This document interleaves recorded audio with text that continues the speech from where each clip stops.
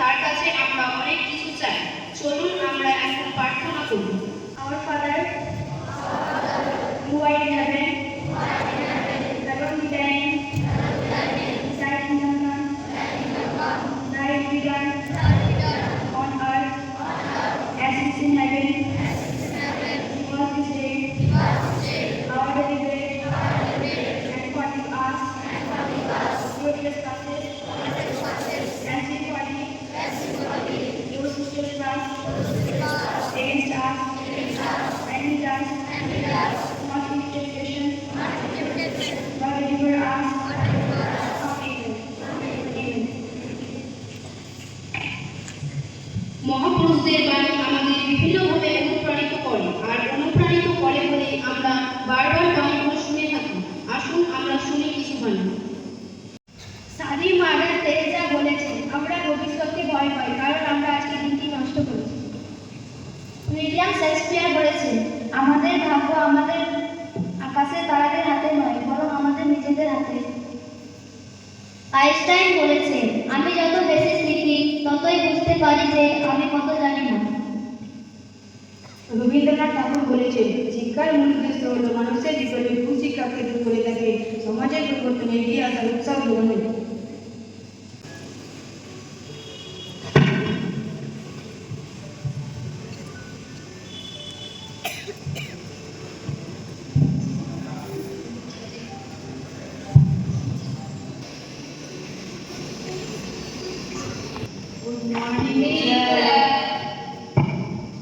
Good morning. আজকে কি পড়া হবে?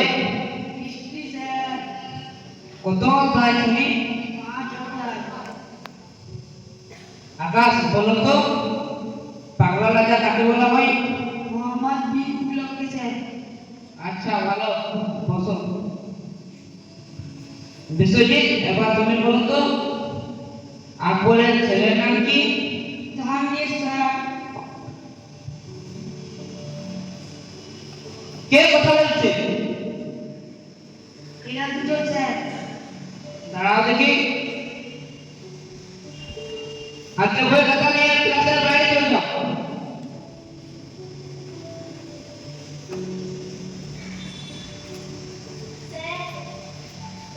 স্যার জড়াতে যাব। যা, তাড়াতাড়ি ফিরে আসবি।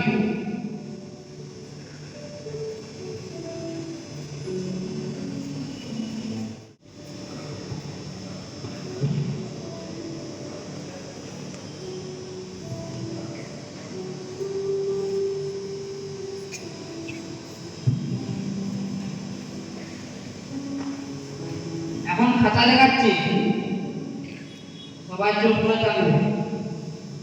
ঠিক আছে স্যার। এ হাই স্কুল পেয়েছে। তোমাদের ক্লাসে 3 জন 80 নম্বর পেয়েছে। এখন নাম বলতে চলছি। আকাশ, বিশ্বজিৎ, মমিতা। একটু চেহারাটা দেখে তো।